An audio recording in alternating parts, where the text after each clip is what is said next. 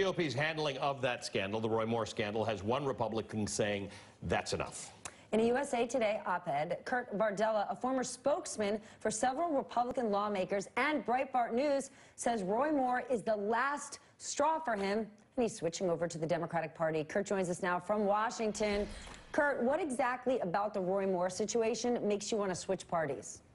I think when you reach a point where the party leadership, the President of the United States, the Republican National Committee, would rather help elect someone who is a known child sex predator preying on teenagers at the local mall, they would rather put that person in office than someone who is a prosecutor who went after the KKK and white-collar crime, Doug Jones, who happens to be a Democrat. But they would rather put someone like Roy Moore in office than that, just out of blind partisanship.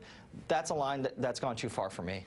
But Kurt, you know, the Republicans in the Senate, almost every last one of them have distanced themselves from Roy Moore. They've said that if he's elected, there are going to be challenges to him being seated. He'll be investigated by the Ethics Committee, where he will, unlike the situation we have now, he will have to testify or at least speak under oath in a way that if he were to lie would get him into trouble.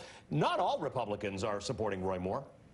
Well, I think, just the other day when Mitch McConnell got asked about Roy Moore, he all of a sudden kind of hedged his answer on that. And it's not so absolute. The Republicans who are now saying that if he were to win, that they're not going to try to move to unseat him, that may not be viable for them. And I don't see a whole lot of them going to Alabama campaigning for Doug Jones. I don't see a whole lot of them cutting checks to try to help Doug Jones. I don't see any of them speaking out against the RNC, sending money and resources to them. Don't see any of them talking really about Donald Trump's relentless campaigning now on Twitter and in person for Roy Moore. So a lot of what bothers me is the collective silence, that after the initial stories broke and there was some outrage and reservations expressed, all of that kind of dissipated as time went on, as it looked more and more likely that Roy Moore could win.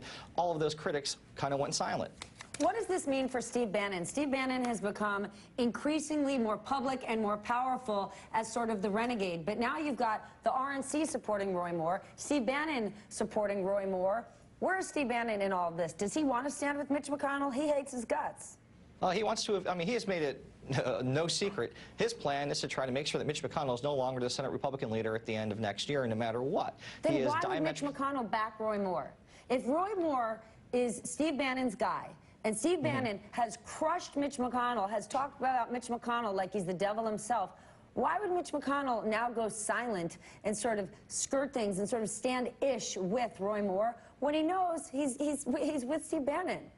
Because I think McConnell believes that Roy Moore is going to win, and this is a fight that he can't fight or win successfully without putting his own leadership position in jeopardy.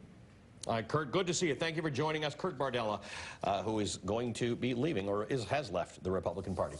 All right,